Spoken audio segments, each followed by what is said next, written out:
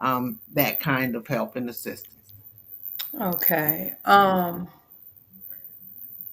I know that there's never like really a right time or a wrong time rather to seek help. A lot of people like to keep things shut in, and the old saying is what goes on in this house stays in this house, and when you cover up stuff it can't heal. So at some point you have to rip the bandage off and seek the healing that you need. I have recently sought you as a therapist, but then I've also gone farther to see a psychiatrist. I wanted to do that because I'm adopted, and I found my biological family in 2010. They still call me by my birth given name, and my family that I was raised with, they call me LATONYA. So, um, telling the therapist all of this, the psychiatrist all of this, and answering her ABC questions and multiple choice questions, she told me that I have ADHD for one, and also borderline personality disorder. And I laugh because I shared that with Didi, and I also shared that with Travita, and they're both like, "Yeah, I can see that." And I never understood why they could see that until I was able to step back and look at me trying to be the person that pleases everybody, so to speak. And I can't do that, because I'm abandoning myself. Makes sense. Yes, ma'am. That So makes sense. my questions are, what would you say to somebody that has that particular diagnosis? How could you help them? Okay, so we'd be much longer on this broadcast barely answered that question because therapy is like peeling back an onion. So do Right. y'all remember watching like older movies where you see the therapist and somebody come in the office and laying on their couch, and the therapist would start out saying like, tell me about your mother, right? Mhm. Now, by the way, we don't have people laying on our couches anymore. We don't practice therapy like that anymore. That's what we call a little bit old school. But certainly, if when you see people, you do want them to be comfortable. People Right. still are ambivalent about laying on couches and stuff like that. So I thought I'd throw that in. But when we talk about ADHD, attention deficit hyperactivity disorder, because ADD is attention deficit disorder, but when you have the H in there, that's hyperactivity disorder. So, in layman's terms, that's kind of like a person who can't really be still. They're really hyper, they can't be still. I work with 25 children in the public school system. Out of those 25, at least 23 of them have one of their diagnoses, because some people sometimes have dual diagnosis, such as what you described.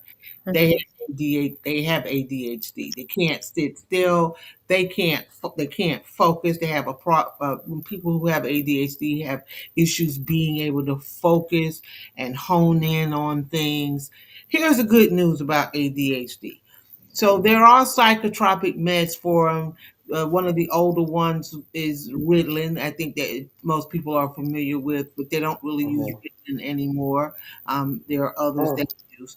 But now I will tell you, because I'm not a psychologist, but a therapist. I don't prescribe meds, though I am asked to sit in and I'm asked to give my suggestions as to what kind of medicine people should be taking.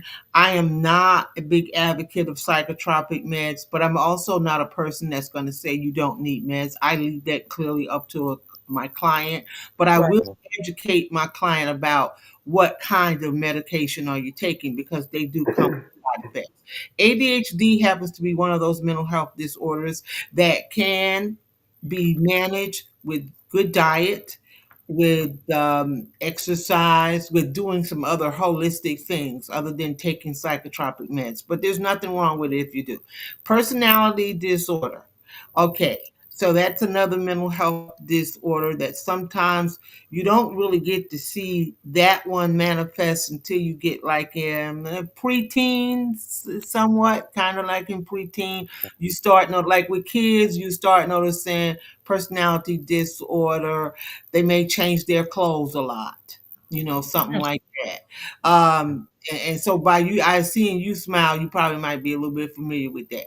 The tricky thing about personality disorder is that, because of hormonal imbalances, sometimes Hmm. that can it can look like you have a disorder, but it could be hormones are being imbalanced. So Oh, um, I've worked with a great majority of my clients come from foster care or they've been adopted.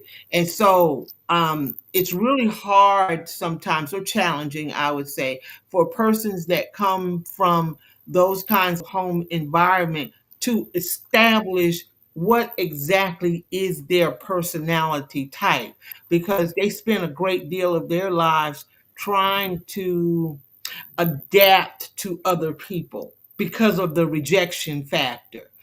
mhm, So if I'm doing therapy with a person that has personality disorder, we want to try to help that person to really hone in on their authentic personality, finding out what exactly it is that, dealing with the rejection. Of course, being in foster care or being adopted, there are abandonment issues. And so when we deal with those kinds of things, it will, in fact, help when it comes to personality disorder. And that's just kind of the short answer I'm giving you. But mhm, Okay. kind of where we would need to start is peeling back the layers so we can hone in on what is your authentic personality, who exactly are you, and then being able to accept the person that God made you, that and so you can accept yourself, and knowing that other people will accept you too. And not everybody's going to accept you, but Right. grounding yourself with those people who accept you and love you for the authentic person that God has made you.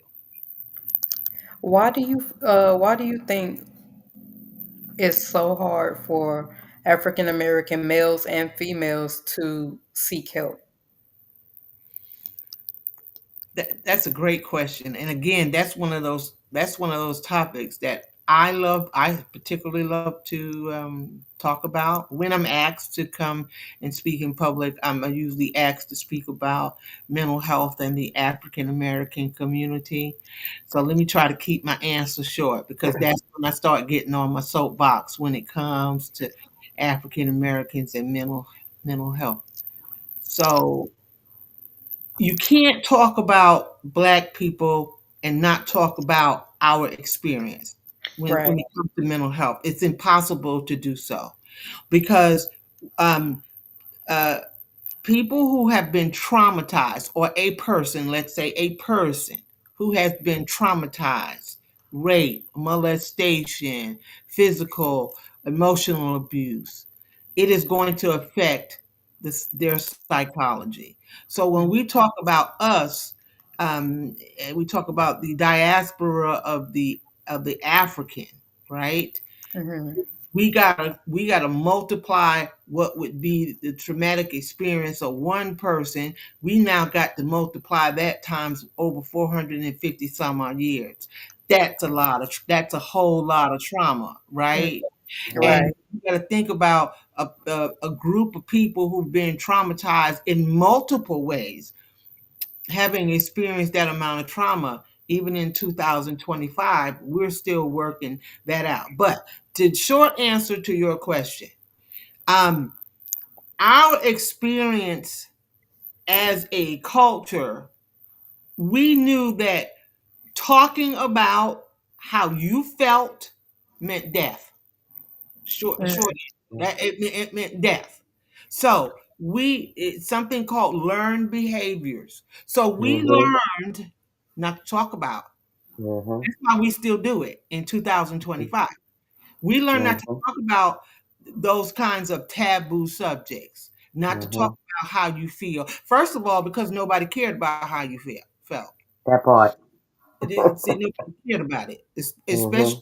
especially for the black woman. Who cares about how you Mhm. feel, right. right? Mhm. So when you've been a culture of people that has been trained from your great grandmother, your great grandmother passed that behavior down to her daughter, and so on and so on, then you get a group of people who have learned to not feel safe talking about their emotions.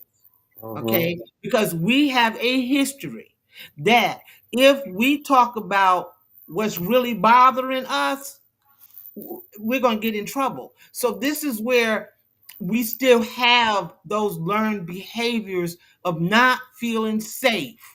When we Mhm. start talking about sensitive subjects, start talking Mhm. about how I've been traumatized, because some trauma, especially for women, but now boys too, okay, happens within your family unit. Okay, Mhm.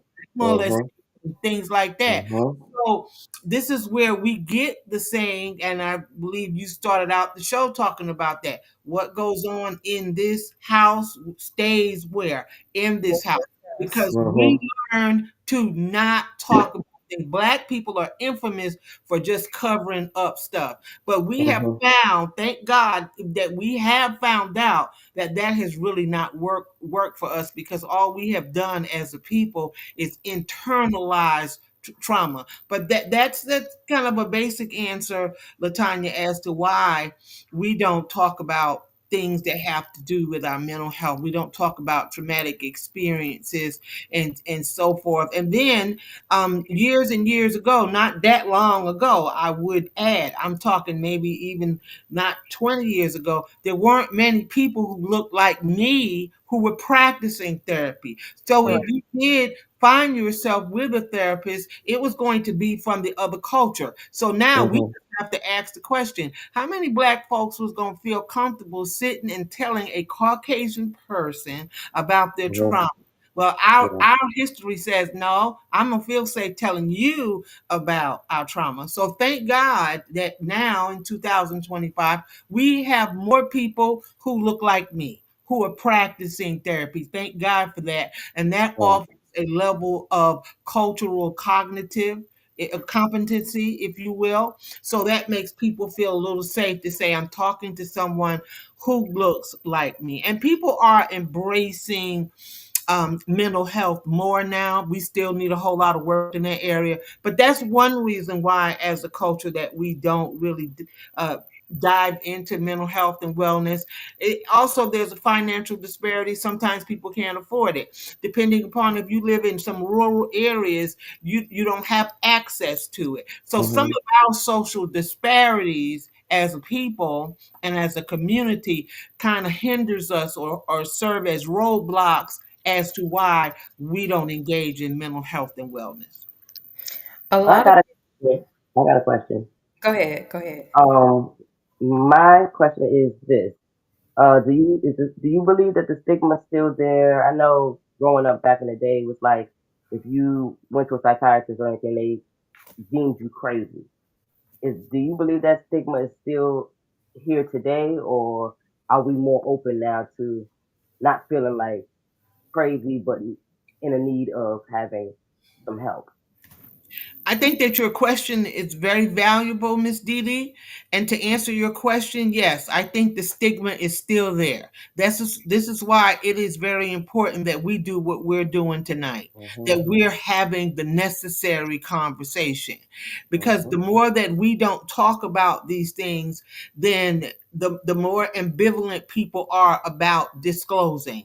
So what it as a practitioner, what I hope to do, and other practitioners such as myself, we want to have more conversations like this. In your family, you should have conversations about mental Yes, health ma'am. and wellness. In your community, if you're over a women's group, whatever sphere of influence that you have, if you're a manager of 4 to 10 employees or what have Mhm. you, if you're the CEO of a big corporation and you have employees, you need to have that conversation, because in having the conversations, we begin to normalize mental health and wellness. It becomes a normal thing for us to talk about anxiety and to talk about suicidal ideation. So we have to have the conversations in order to normalize the things that are not normal, but to normalize it so that we can all begin to feel a bit more comfortable about doing it. Because Miss Dee, for example, right? Because I heard early on, but I just happen to know that you all and maybe some of the people that are listening to us tonight, typically in the Christian community, right? You Hmm. Mhm. call your sister on the phone. Hey, sister Dee, how you doing? What is our typical answer we gonna say? I mean, what's like, I'm good. I'm I'm okay. I'm good, I'm I'm good. blessed, I'm highly favored Uh. of the Lord. God is still Yeah. blessing me. So Yeah. I have something that I developed in my women's community where, number one, I periodically tell women, check on your strong sister. Check mm, That on your part. strong sister, because she's That probably the part. one that needs it. And so I usually encourage women, you have 2 sisters in your life, check on that sister. Just ask them, Yep. how are you feeling? And ask them, how are you feeling for real? Yep. We don't want the King James version, because we already know Exactly. we've been Exactly. conditioned to practice that Yeah. answer, and we're Yeah. still covering stuff up. Sis, Yep. how are you feeling for For real? I real. just want Yeah. you to know, if you need to talk, I'm here. This is a safe Exactly. space for you if you need to talk. So we need Yeah. to do things like that. So we, again, Miss Didi, we can destigmatize what we have thought, or the ideology of mental health and wellness. And no, it does not mean that you're crazy, because it's okay to not be okay. Yes, ma'am. Yes, Okay. ma'am. It's okay to not be okay. What's not okay is to not get help. That's not Yeah. okay. But it's Yeah. okay to not be okay. All of us at some point in our life, we're not going to be okay. And it's right. Very okay. true. It's okay to not be okay. That's Mhm. everybody. There's nobody's exempt from that. Even the therapist needs therapy sometimes. It's Right. Yeah. okay to not be okay. We're human. We're gonna need that. We're gonna need that support, that something to lean on. So I like that response because I grew up being the strong person. So when my family found out through the podcast that I was suicidal growing up and a cutter, it shocked them. Mhm. Why? Because I was the strong one. Yeah. I totally get But it. And just so we know, for the purpose of psychoeducation, cutting, or what we call self mutilization, mhm. is very prevalent. I have several clients who have engaged in cutting or self mutilization, and it's typically girls. It's typically girls that Ooh, that self cut. wow. And with self cutting, it is a very secret and private thing. Mhm. When you're a cutter, as we call them, um, Mhm. it a person could be cutting for months and months and years, and you never ever know it. And that's why, moms, you need to check on your girls. Help them Mhm. roll up their sleeves and check on them. Yes, Because Right. please. you will notice that girls that are cutters, they're going to wear long sleeves even in the summertime. See, that's Mhm. not normal. And so check Mhm. check them out sometimes. And because Yeah. girls cut, because cutting gives you a euphoric feeling, gives you a kind of a rush. But what we understand about it from a spiritual perspective is that that's a self-esteem issue, that you're harming yourself Mhm. because you really don't like Yeah. yourself. You don't like the Yeah. skin that you're in. So Yeah. thank you That's for sharing. exactly it. Yeah. Yes, ma'am. That's exactly what it was. That's exactly what the issue was. Why do you feel like therapy is so high? A lot of people can't, they don't do it because they can't afford it. Why is something so simple so hard to obtain?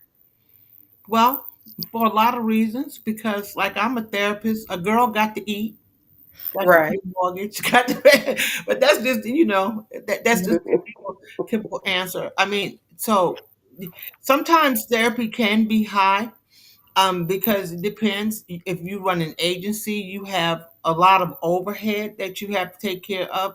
You may have staff, and so fees sometimes are dependent upon that. I Mhm. myself practice community therapy. Community therapy means I'm not getting the big bucks, right? I go out in the community and I see people, and I will always do that because Jesus said when he came, he said, I didn't come for the people that are well. Right. I came for the sick. And so Right. I know just through observation and in my own life and in the lives of people that I love that the need is greater in our communities, right? Mhm. So being a community therapist, then I have an opportunity where I can waiver fees. Sometimes I can modify fees, things like that. And there's more therapists now that are doing that. They're doing income-based fees. It's just a matter of what it is that that where your heart is and where your passion is. But it mostly is the overhead. People think about what they've invested in their education, but we know Mhm. that everybody can't afford to be paying $150 to $200 an hour to tell Mhm. people their problems. Mhm. Do you believe that um, mental illnesses start at home? Like growing up in a home where the parents aren't on one accord, they're not equally yoked, they're not doing things together to maintain the home, and then the child, the one that's left to somewhat fend for themselves, is that like the beginning of mental illness? I don't think that it is the beginning of mental illness. Okay. I think that living in a toxic environment exasperates what's already Mhm. there. So let me give you a for example. So a lot of people said COVID in 2020, right? Mhm. Mhm. COVID made people have a lot of mental health problems. That's not true.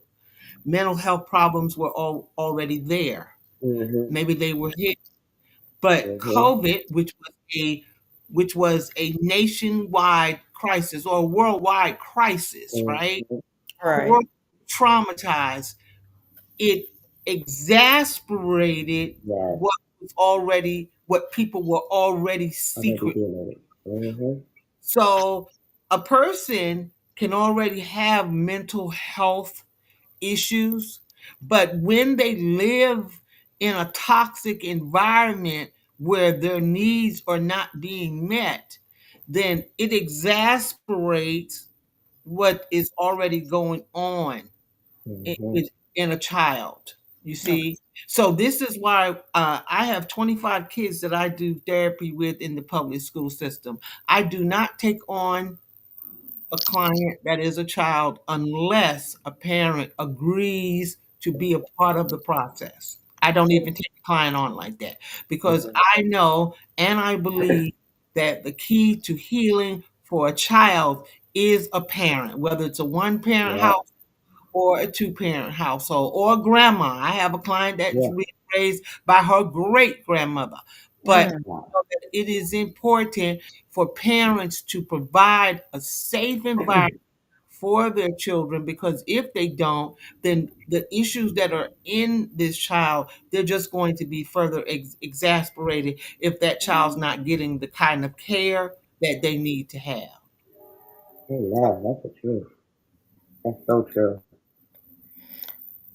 What can we do as a community to lift each other up and inspire each other to seek therapy?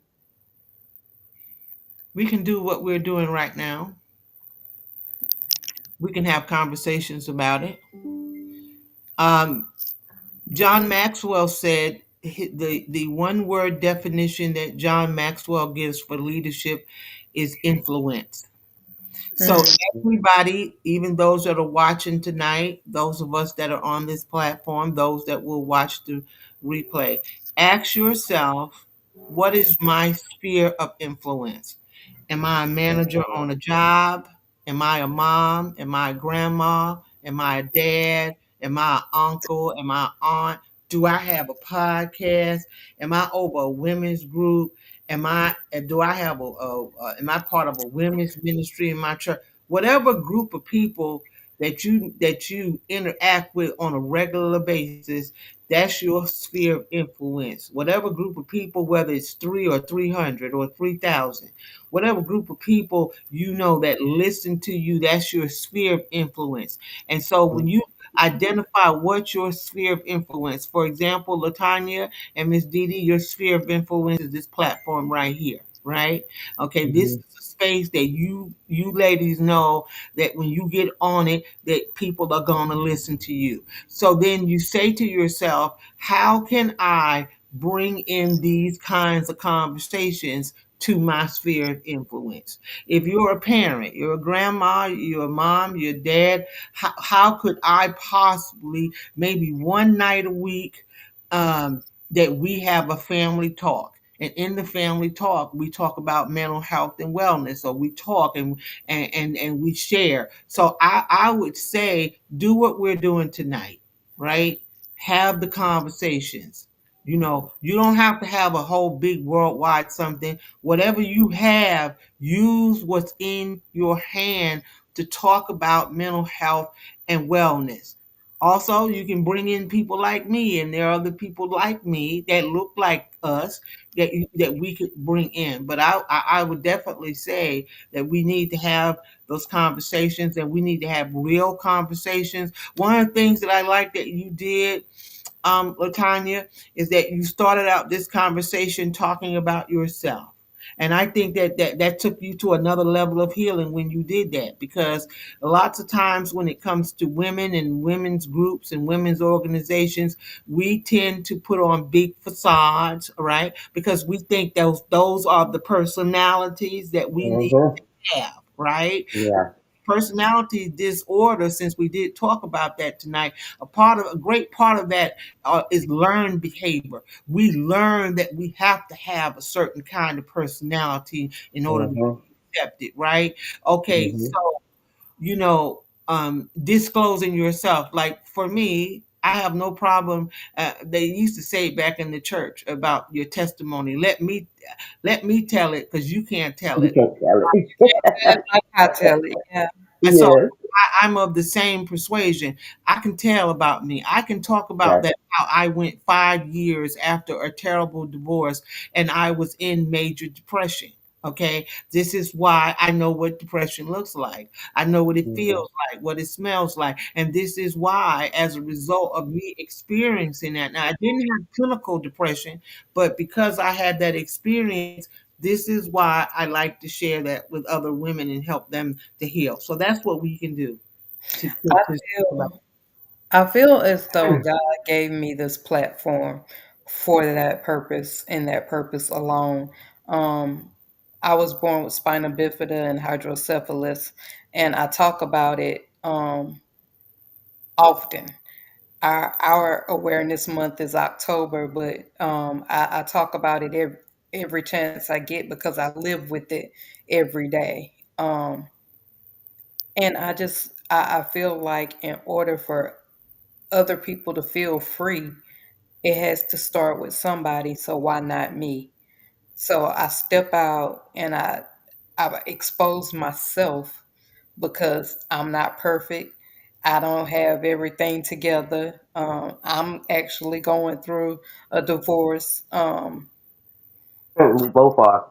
going through menopause and other kind of pauses, and it, having surgery. I just had surgery 2 days ago. Um, and I was able to hop on here tonight and have this conversation because it's important. And I feel like we women should lead by example. Each one teach one. We're waiting on these men to feel comfortable enough to have the discussions themselves, but they can't have the discussions until they know it's okay for them to be vulnerable and talk about the things that they feel and deal with mentally, and things that they don't share with their spouse or girlfriend or mother, sister, whatever. Um, just creating that space of freedom means a lot. Hmm. I agree. I agree. I agree, and I think that is very, very much needed. And like she said, we both actually adopted. Both have spina bifida. So any chance we get to at least try to put anything out there to let people know that there's a lot of stigma on a lot of things that aren't true. There are information out there that are not true. Like we can't live perfect lives or we can't live good lives. You know what I'm saying? Because we have that, and that's untrue. And just because we're going through through divorces doesn't mean that we still can't be who we're supposed to be and be loved on like we're supposed to be loved on, like God has called for us to be loved on. So it's a lot of things that we're both working through and learning for ourselves and learning ourselves again. After the divorce. So I really appreciate Travita you just coming said, on. like Travita just said, having the conversation without judgment. Hmm. Sit high Exactly. enough to look low on Yeah. somebody else, on our neighbor or what have you, because we all go through something. It may not be identical to what the next person is going through, but we all endure some sort of mental challenge. And Yeah. doing so, Dr. Carolyn, do you have like exercises that you give to people to help with that? Yeah. So if you're talking about anxiety, so I work with a lot of women who are professionals, such as yourself, women who are CEOs, entrepreneurs. I'm an entrepreneur myself, a CEO myself. And so, two of the main things that we're going to see with women um, who have careers like that, anxiety is going to be number one. So, some of the simple things that we can do for anxiety is deep breathing. There's not a day that I don't practice deep breathing on a regular basis, especially when you become overwhelmed. Doing 10 seconds, 15, 20 seconds of deep breathing is definitely going to help. I'm a multi-sensory person, which means that I like smell, I like texture, and so it's important to have nice candles around. Okay, create a quiet space for yourself. Like take time out in the day for quiet time. I'm a lover of classical music, so I cut everything off, and for an hour, I listen to classical music, whatever it takes for you to quiet your spirit down and to quiet your brain down, because a lot of the social media and all the things, the TVs and all that, it creates a lot of noise in our head. And Right. with that and working on projects and maybe dealing with your family and all that, it can exasperate anxiety. So those are a couple of things that I would suggest that we could do to quiet our minds down from being so busy. Prayer is number one, though. Of course, prayer, Absolutely. prayer is the Absolutely. absolute number one thing. that we should practice in our lives. But along with prayer, every morning I pray. I don't do it. I drink water and I pray. That's my morning routine. That's what I do every day. I don't answer calls, messages, nothing. I drink water, I pray, and then I meditate.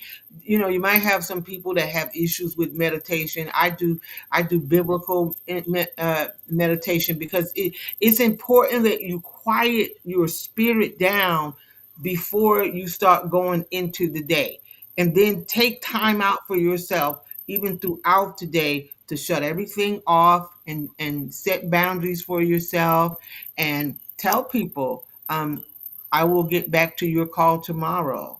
I will answer calls on tomorrow. Do whatever you have to do to take care of your mind first. And that's what I call, when I talk to CEOs and professional people, that's what I call minding your business, because without your mental health, you can't tap into your wealth. All right? So you got to take care of your mind.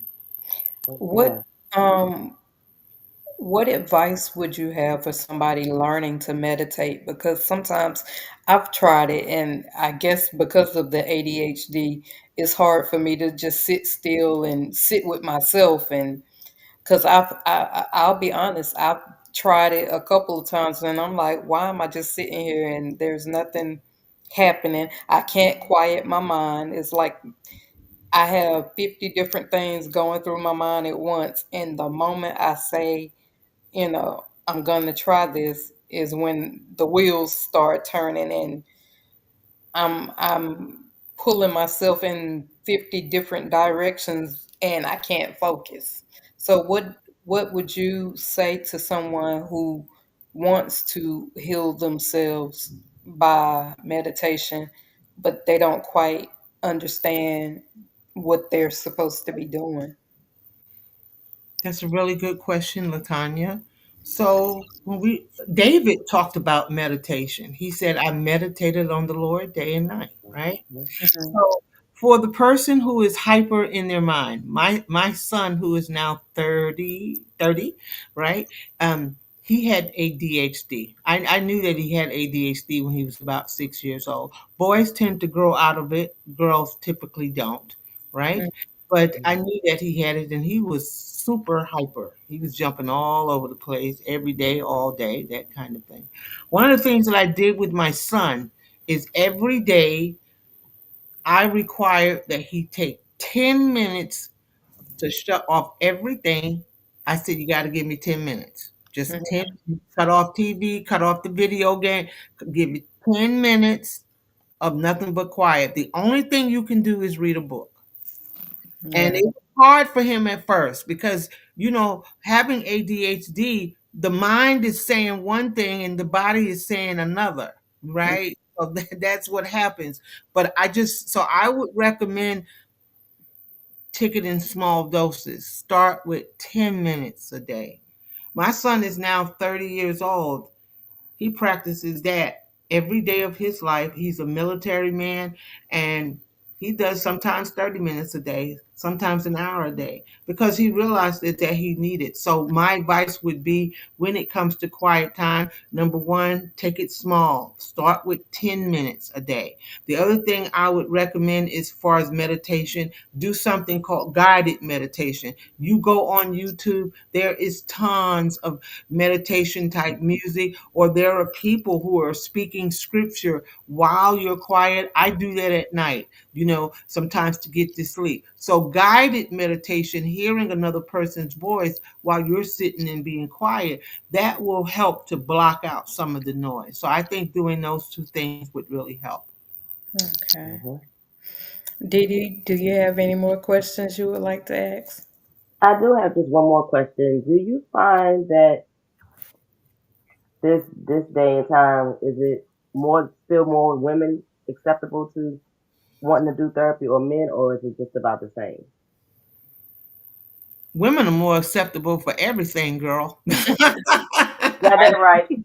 I agree. Got that right.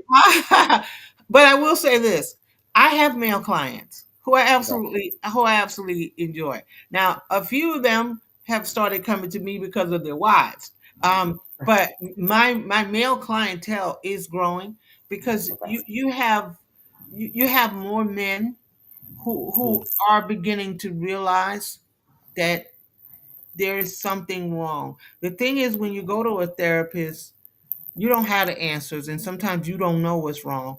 You're not Mm-hmm. like a LaTonya who got a diagnosis. You just know something in my life is not going right. Right. Mm-hmm. So Mm-hmm. so I would say yes, on average, Okay. statistically speaking, more women are uh, more susceptible to talking because we talk anyway. That's what we Yeah. do as women, right? We just Right. talk anyway.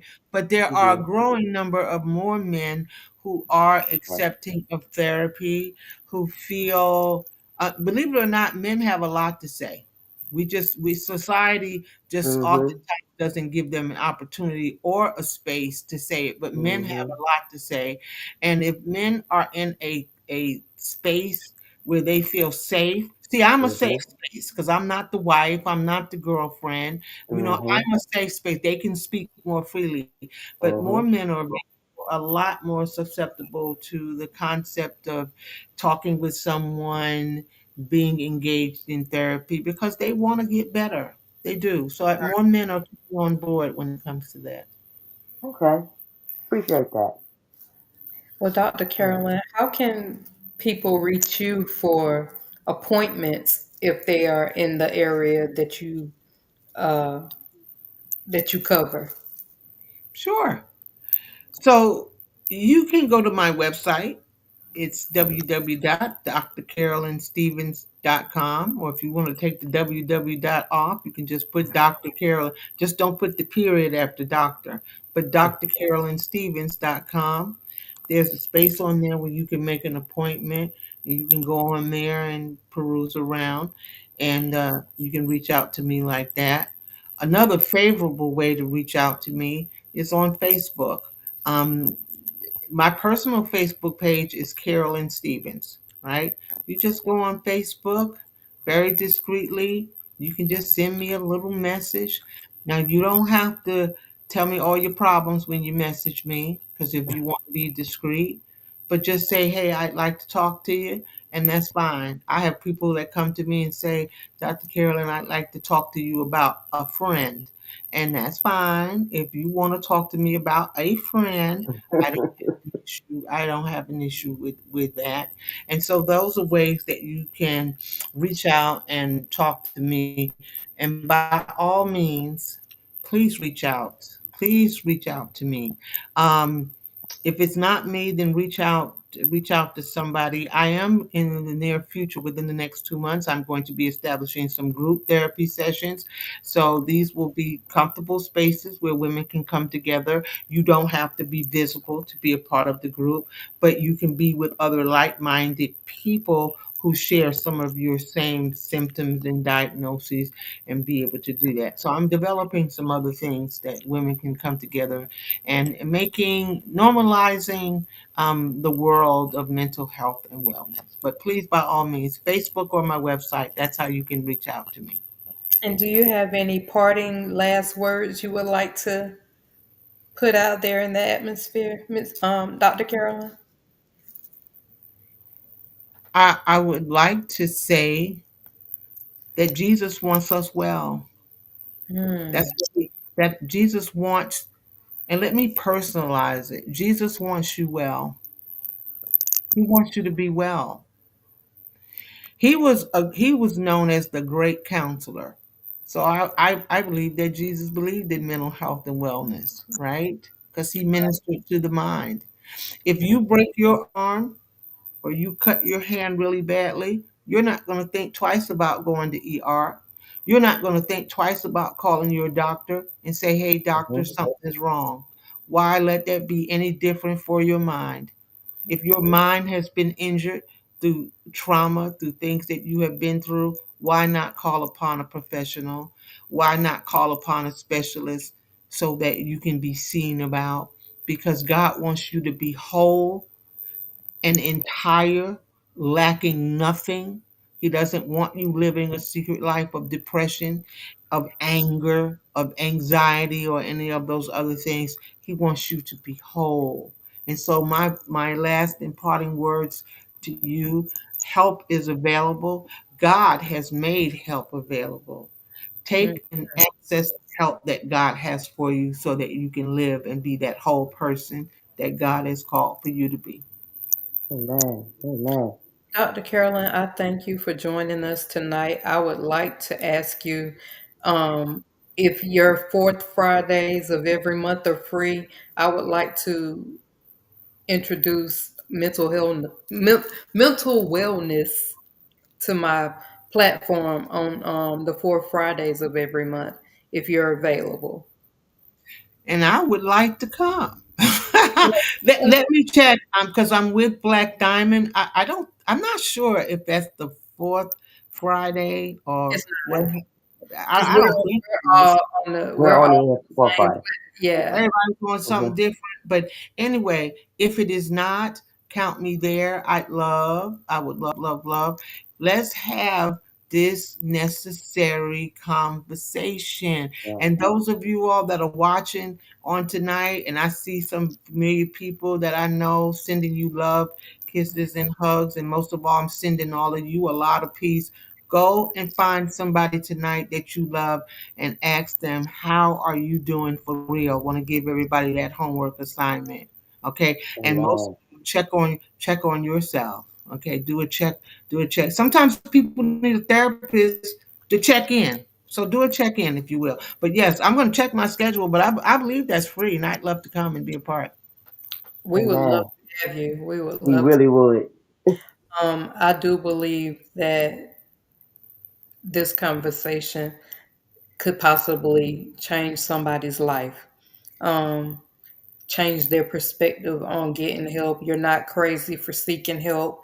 You're not, Amen. there's nothing wrong with you for needing somebody to talk to that may not be connected to you through friendship or biological family or what have you. It's Mm-hmm. okay. You're okay to seek help. Amen. Yeah. Amen. It's okay to not be okay. It's okay to not be okay. Exactly. Exactly.